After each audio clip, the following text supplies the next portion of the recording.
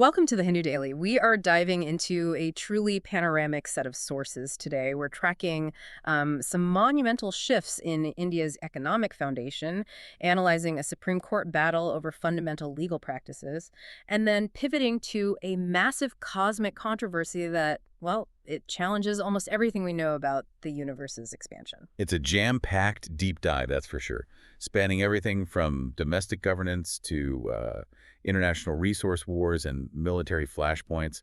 Our mission is to really extract the most important nuggets from these sources for you. So let's jump straight into the editorial section and what the paper calls the Reform Express 2025. Okay, Article 1.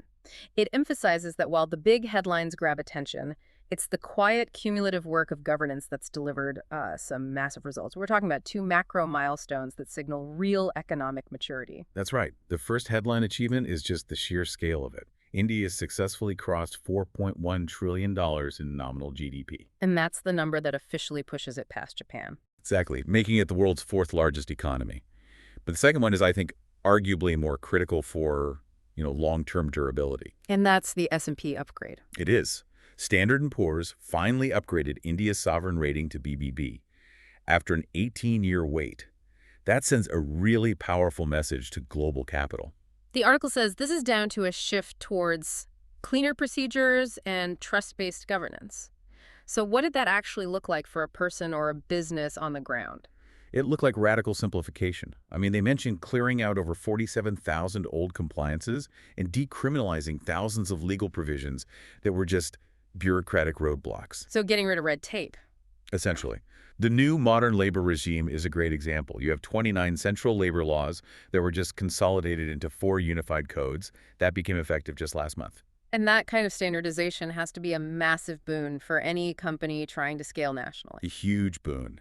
And the trade engine is clearly running hot. Total exports hitting, what, 825 billion?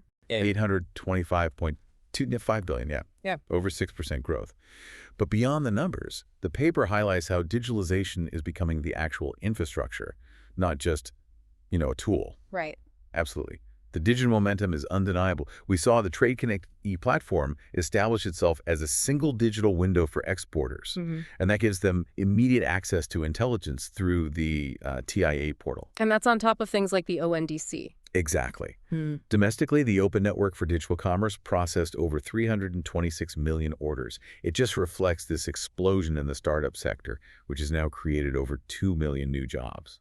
So beyond those immediate wins, what's the most critical piece of long-term industrial policy that's highlighted here? It has to be the focus on foundational, long-cycle energy and infrastructure. We're seeing colonial-era frameworks finally being replaced, especially in the maritime sector, with the new ports, shipping, and carriage of goods acts. And the energy pivot sounds ambitious. It's a huge pivot, all about energy security.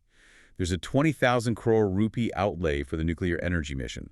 The aim is to accelerate small modular reactors, or SMRs, toward a 100 gigawatt target by 2047. And there's new legislation to back that up. There is. The Shanti Bill.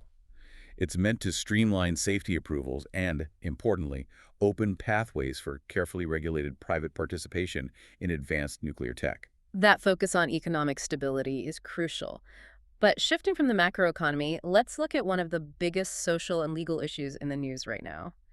The Supreme Court's scrutiny of unilateral divorce law. Right, we're moving to the second editorial. This covers the Supreme Court case, Benazir Hina versus Union of India.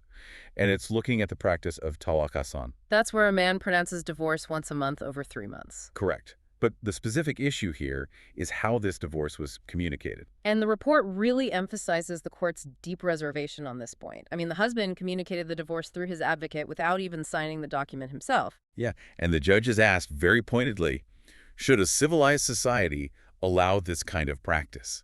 It's a powerful question. It is, because the judges are getting to the absolute heart of the matter, which is the imbalance of power. The core theological argument here is that the Quran views marriage not as an eternal sacrament, but as a firm, dissoluble contract between two equals. A contract, so like a modern prenup. Very much like that. It's called Misakwan Galian, a solemn covenant.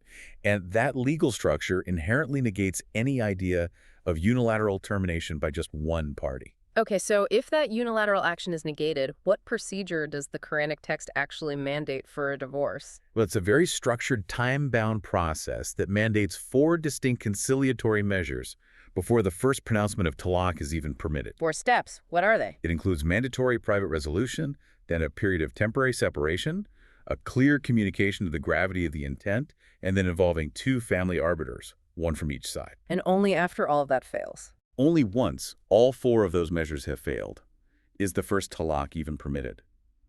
So the insight here is that the Supreme Court has firm constitutional and actually Islamic footing to strike down all male-exclusive unilateral divorce practices. Retaining only that gender-neutral structured process. Exactly. Okay, from challenging legal foundations on the ground, let's pivot to, well, the literal foundation of the universe. Article 3 in the science section details a cosmic controversy that could change everything. This is a really dramatic conflict. It's surrounding a November 6th study from Yonsei University, and they claim the universe's expansion is actually slowing down. A cosmic break. A cosmic break. And this directly contradicts the reigning LCDM model and, the Nobel-winning discovery from 1998, which said dark energy is causing an accelerated expansion. That Nobel discovery was based on using type Ia supernovae as standard candles to measure distances. What's the new study challenging about those candles? The new study is basically arguing they aren't entirely reliable. They're not perfect standard candles because their consistent brightness seems to be affected by the age of the parent stars they come from. So if you don't account for the age of the star, Then your distance and speed calculations are wrong. The implication is that dark energy might be weakening, maybe much faster than we previously thought. and if this deceleration, this cosmic break, is real, what does that mean for the universe's ultimate fate? It completely flips the script. It shifts from expanding forever to, well, potentially contracting in a big crunch someday. A total reversal of our cosmological outlook. But I understand the original Nobel winners are skeptical. Deeply skeptical. Yeah. This is where the controversy really heats up. Adam Rees, one of the 2011 Nobelists, strongly rejects the study's whole premise. And why is that? He argues that this luminosity evolution they claim, the one based on parent star age, is just not seen in robust real-world data. He also says modern analyses already incorporate sophisticated corrections for host-related things, like galaxy mass, which is often a proxy for age. So he thinks it's an artifact of their analysis. That's his view. He sees the results as an artifact of how they chose to analyze the data, not a real cosmic effect. So the big crunch is far from confirmed. What happens next? How do we resolve this? Well, the jury is still very much out. The scientific community is waiting for more precise, high-volume data.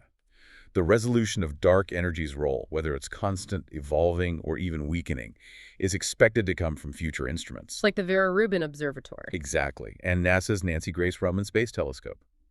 Until then, the foundation of modern cosmology is being strongly tested. Okay, moving now to global geopolitics in the text and context section. Article 4 details the highly cynical architecture of the Myanmar elections, taking place nearly 4 years after the coup. This is an election designed for maximum control, not for genuine representation.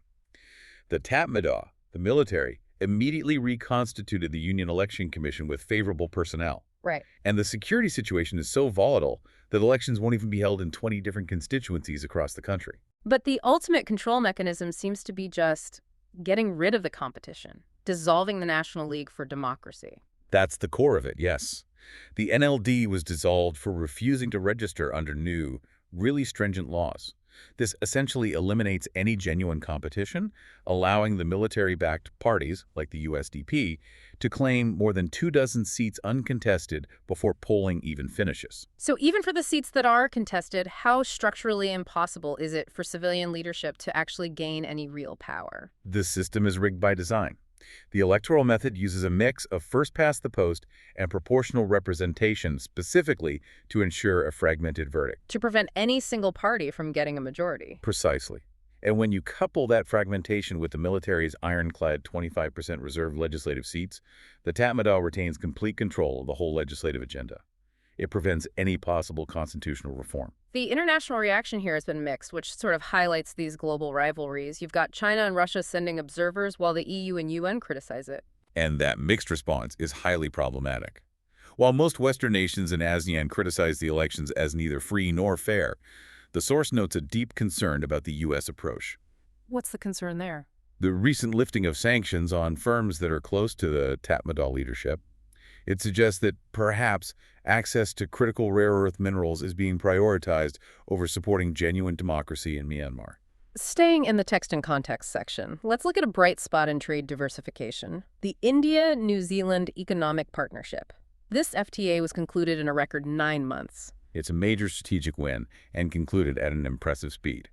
The headline for India is that New Zealand grants zero-duty access on 100% of India's exports. 100%, that's huge. It is. And New Zealand is also committing substantial foreign direct investment, $20 billion by 2030, across 118 different sectors. This FTA also seems to include some unique features, particularly facilitating trade in Ayurveda, yoga, and traditional medicine services.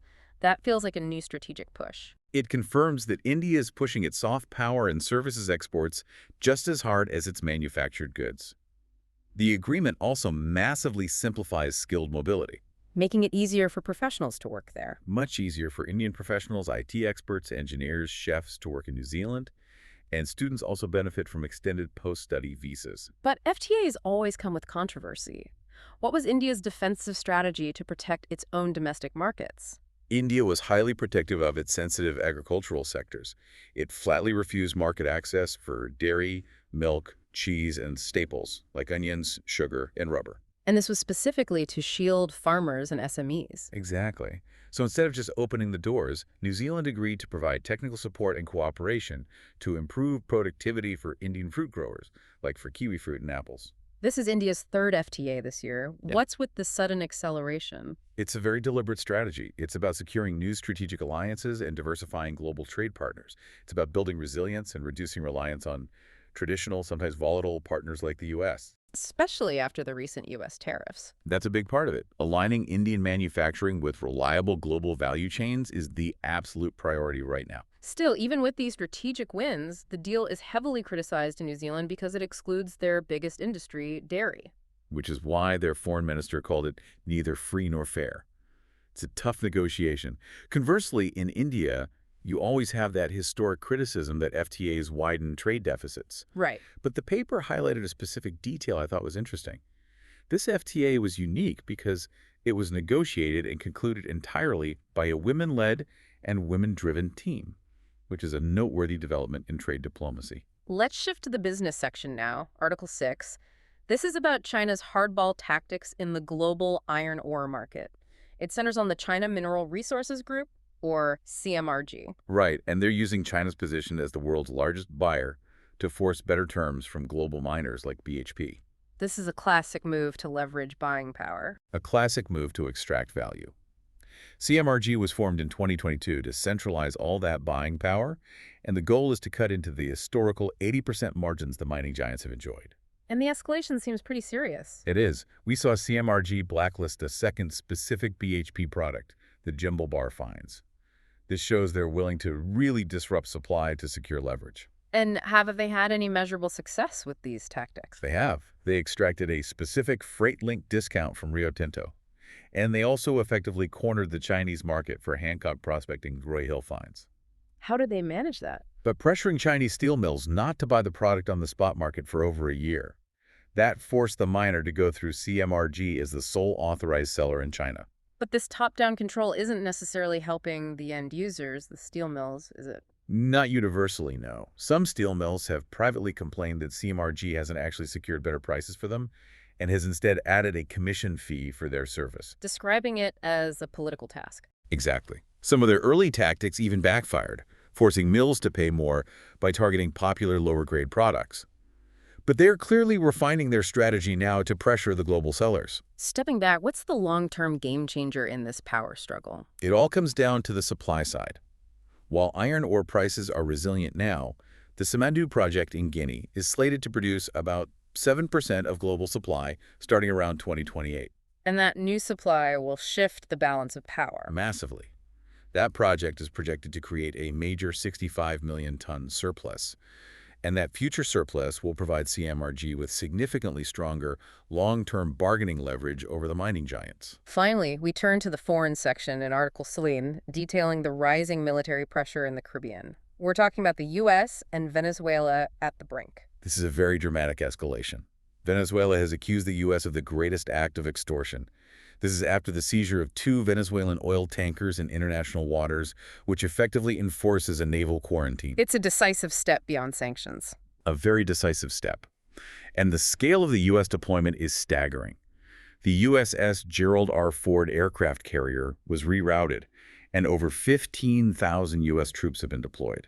It's the largest American military presence in the Caribbean in decades. The official reason given is drug trafficking, but there's obviously more to it. Of course, the strategic importance is undeniable. You have to remember, Venezuela holds the world's largest proven oil reserves, 303 billion barrels. Control over those reserves has monumental implications for global energy markets. And there's a geopolitical angle, too. A huge one. Pressuring Maduro is seen as a way of weakening the influence of U.S. rivals, Russia, China, Iran, who have all lent Venezuela billions and supplied it with weapons. This represents a clear policy shift toward military pressure. What's the reaction to this massive buildup within Venezuela and the region? It's starkly split. Mexico and Brazil are vocal in opposing intervention, warning it will just destabilize the entire region. Yeah. Yet the main right-wing opposition leader in Venezuela, Maria Corina Machado. The Nobel Peace Prize winner. That's right. She has publicly backed the U.S. military buildup. She sees it as the only pathway to regime change. That puts the stakes for a regional war incredibly high. They are massive. Venezuela maintains one of the largest standing armies in Latin America, and that's complemented by heavily armed pro-regime groups known as colectivos.